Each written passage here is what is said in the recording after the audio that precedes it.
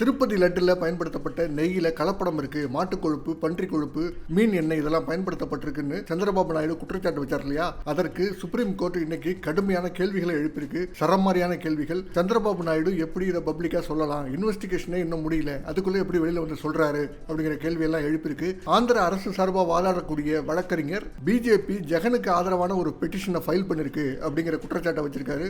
என்னப்பா இங்க இருக்கக்கூடிய பிஜேபி காரங்கள்லாம் சந்திரபாபு நாயுடுக்கு ஆதரவாக பேசிட்டு இருக்காங்க, பவன் கல்யாணுக்கு ஆதரவாக பேசிட்டு இருக்காங்க, எப்படி பிஜேபி ஜெகனுக்கு ஆதரவா செயல்படும் அப்படிங்கிற கேள்வி ஆட்டோமேட்டிக்கா எழும். அவர் ஏன் அப்படி சொன்னாரு, என்ன நடந்துச்சு அப்படிங்கறத விரிவா இந்த வீடியோல பார்க்கலாம். இது ஏகே பாலிடிக்ஸ். நான் அகிலன் கார்த்திகேயன். இந்த திருப்பதி லட்டில் கலப்படம் ஏற்பட்டிருக்கு அப்படிங்கிற குற்றச்சாட்டு எழுந்ததிலிருந்து 5 பெட்டிஷன்ஸ் சுப்ரீம் கோர்ட்டில் ஃபைல் பண்ணப்பட்டிருக்கு. இதில் சில பெட்டிஷன்ஸ் வந்து இன்வெஸ்டிகேஷன், இண்டிபெண்டன்ட் இன்வெஸ்டிகேஷன் நடக்கணும், ஒரு ஹைகோர்ட் நீதிபதி, ரிட்டையர்டு ஹைகோர்ட் நீதிபதி அல்லது சுப்ரீம் கோர்ட் நீதிபதி தலைமையில் ஒரு இன்வெஸ்டிகேஷன் கமிட்டி அமைச்சு அவங்க கோர்ட் மானிட்டர்டு இன்வெஸ்டிகேஷன் நடக்கணும் அப்படின்னு சிலர் கேட்டிருக்காங்க. இன்னும் சிலர் ஸ்பெஷல் இன்வெஸ்டிகேஷன் டீம் போட்டு, அதாவது ஆந்திர கவர்மெண்ட் இப்போ போட்டிருக்கு ஸ்பெஷல் இன்வெஸ்டிகேஷன் டீம், அந்த ஸ்பெஷல் இன்வெஸ்டிகேஷன் டீமை வச்சு இதை விசாரிக்கணும் அப்படின்னு சில பெட்டிஷன்ஸ் இருக்கு. இன்னொரு பெட்டிஷன் என்ன வந்திருக்குன்னா, அரசின் கட்டுப்பாட்டில் இருக்கக்கூடிய கோயிலில் ஒரு அக்கௌண்டபிலிட்டி வேணும் அப்படிங்கிற கோரிக்கையோட ஒரு பெட்டிஷன் வந்திருக்கு. இந்த 5 பெட்டிஷன்ஸை யார் ஃபைல் பண்ணிருக்காங்க அப்படின்னு பார்த்தோம்னா, சுதர்ஷன் நியூஸ் டிவியோட எடிட்டர் சுரேஷ் சாவங்கி ஒரு பெட்டிஷன் போட்டிருக்காரு. அவரு இண்டிபெண்டன்ட் இன்வெஸ்டிகேஷன் ஹைகோர்ட் நீதிபதி அல்லது சுப்ரீம் கோர்ட் நீதிபதி தலைமையில் இருக்கணும் அப்படின்னு கேட்டிருக்காரு. ரெண்டாவது, இந்து சேனா அமைப்பை சேர்ந்த சுர்ஜித் சிங் யாதவ் அப்படிங்கிறவர் ஃபைல் பண்ணியிருக்காரு. அவர் ஸ்பெஷல் இன்வெஸ்டிகேஷன் டீம் போட்டு இதை விசாரிக்கணும் அப்படின்னு கேட்டிருக்காரு. மூணாவது, பிஜேபியை சேர்ந்த சுப்பிரமணியன் சுவாமி, அவர் பல கேள்விகளை கேட்டிருக்காரு. அந்த கேள்விகள் என்னென்ன அப்படிங்கிறத விரிவாக நம்ம பார்க்கலாம். அது மட்டும் இல்லாமல் கோர்ட் மானிட்டர்டு இன்வெஸ்டிகேஷன் இதில் இருக்கணும் அப்படிங்கிறத அவர் கேட்டிருக்காரு. நான்காவது, திருமலா திருப்பதி தேவஸ்தானத்தோட முன்னாள் சேர்மன் YV சுப்பா ரெட்டி அப்படிங்கிறவர், இவர் வந்து ஜெகன்மோகன் ரெட்டி கட்சியில் இருக்காரு. கோர்ட் மானிட்டர்டு இன்வெஸ்டிகேஷன் வேணும் அப்படின்னு கேட்டிருக்காரு. ஐந்தாவது, ஹிஸ்டாரியன் டாக்டர் விக்ரம் சம்பத் அப்படிங்கிறவரும் துஷ்யந்த் ஸ்ரீதர் அப்படிங்கிறவரும் சேர்ந்து ஒரு பெட்டிஷன் ஃபைல் பண்ணியிருக்காங்க. இந்த பெட்டிஷனில் கவர்மெண்ட் கண்ட்ரோலில் இருக்கக்கூடிய கோயில்களில் ஒரு அக்கௌண்டபிலிட்டி இருக்கணும் அப்படிங்கிறத கேட்டிருக்காங்க. இந்த 5 பெட்டிஷன்ஸில் 3 பெட்டிஷன்ஸ் மட்டும் இன்னைக்கு விசாரணைக்கு வந்துச்சு. இந்த விசாரணையை ஜஸ்டிஸ் BR கவாயும் ஜஸ்டிஸ் KV விஸ்வநாதனும் விசாரித்தாங்க. விசாரணையின் போது பல்வேறு கேள்விகளை ஆந்திர அரசு மேலையும் திருப்பதி தேவஸ்தானம் மேலையும் எழுப்பியிருக்காங்க. இந்த லேப் ரிப்போர்ட்டில் பெரிய அளவுக்கு டீட்டெயில்ஸ் எதுவுமே இல்லை. மாட்டுக்கொழுப்போ, பன்றி கொழுப்போ அல்லது ஃபிஷ் ஆயிலோ கலந்துருக்கு அப்படிங்கிறதுக்கான முழுமையான ஆதாரங்களும் இல்லை. இப்படி இருக்கும்போது ஒரு உயரிய பொறுப்பில் இருக்கக்கூடிய முதலமைச்சர் சந்திரபாபு நாயுடு எப்படி பிரஸ்ஸை சந்திச்சு இன்வெஸ்டிகேஷன் போயிட்டு இருக்கும் போதே கலப்படம் இருக்கு, மாட்டுக்கொழுப்பு இருக்கு, பன்றி கொழுப்பு இருக்கு அப்படிங்கிறத பேசினாரு அப்படிங்கிற கேள்வி எழுப்பியிருக்காங்க. திருமலா திருப்பதி தேவஸ்தானம் சார்பாக ஆஜரான சித்தார்த் லுத்ரா அப்படிங்கிற வழக்கறிஞர், அவர் என்ன சொல்கிறாருன்னா, ஜூன் மாதத்திலிருந்து ஜூலை 4ஆம் தேதி வரைக்கும் நாங்கள் AR ஃபுட்ஸ்லேருந்து வந்த நெய்யை பயன்படுத்திக்கிட்டு இருந்தோம், லட்டு தயாரிச்சுக்கிட்டு இருந்தோம். ஜூலை 6ஆம் தேதி வந்த நெய்யில் கலப்படம் இருக்கிற மாதிரி தெரிஞ்சுது. அதனால் ஜூலை 6ஆம் தேதி வந்த டேங்கரையும் அதுக்கப்புறம் ஜூலை 12ஆம் தேதி வந்த டேங்கரையும் ஹோல்டு பண்ணி அதில் இருக்கக்கூடிய நெய்யை சாம்பிள் எடுத்து நாங்கள் நேஷனல் டைரி டெவலப்மெண்ட் போர்டுக்கு அனுப்பி வச்சோம். அந்த ரிப்போர்ட் தான் இதில் கலப்படம் இருக்குது அப்படிங்கிறத சொல்லுச்சு.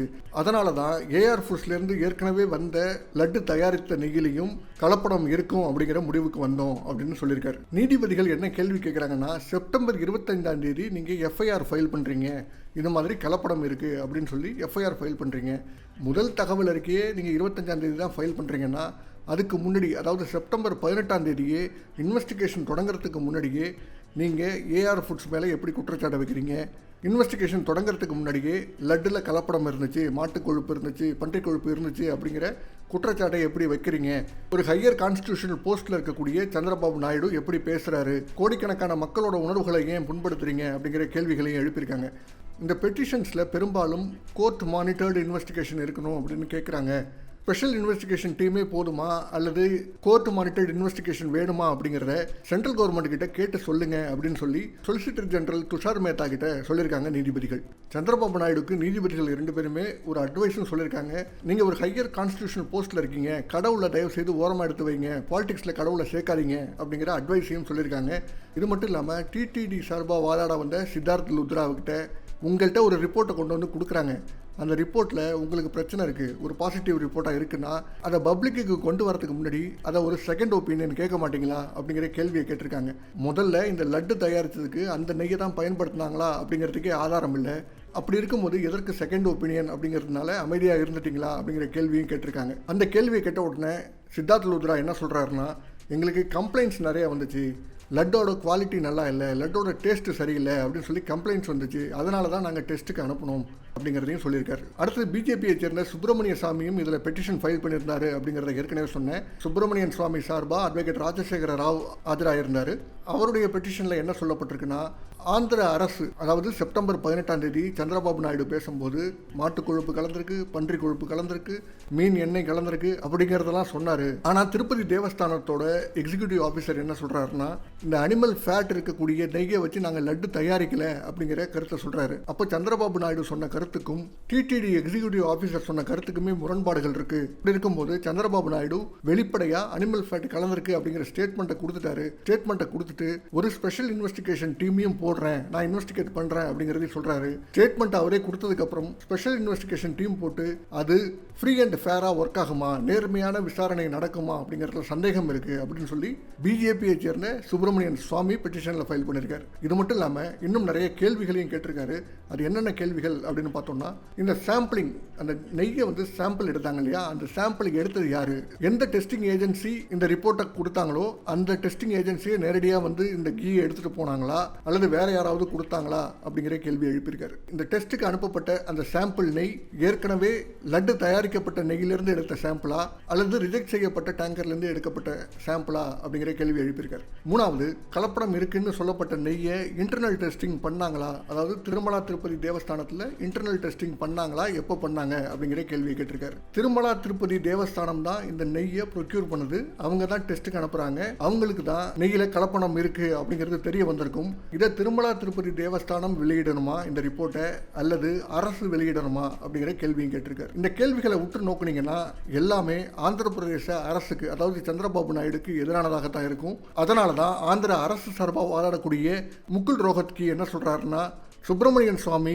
ஃபைல் பண்ணியிருக்கக்கூடிய இந்த பெட்டிஷன் அப்படியே ஒய்எஸ்ஆர்சிபி ஃபைல் பண்ணியிருக்கக்கூடிய பெட்டிஷனுக்கு சிமிலராக இருக்குது, ரெண்டுமே கிட்டத்தட்ட ஒன்றா தான் இருக்குது. ஜெகன்மோகன் ரெட்டியோட கட்சியை சேர்ந்த ஒய்வி சுப்பாரெட்டி ஒரு பெட்டிஷன் ஃபைல் பண்ணியிருக்காரு. அந்த பெட்டிஷனில் இருக்கக்கூடிய கோரிக்கையும் சுப்பிரமணியன் சுவாமி வைத்திருக்கக்கூடிய கோரிக்கையும் ஒன்றா இருக்குது அப்படின்னு சொல்லி ஆந்திர பிரதேசத்தோட அரசு சார்பாக வாதாடக்கூடிய சீனியர் கவுன்சில் முகுல் ரோஹத்கி சொல்கிறாரு.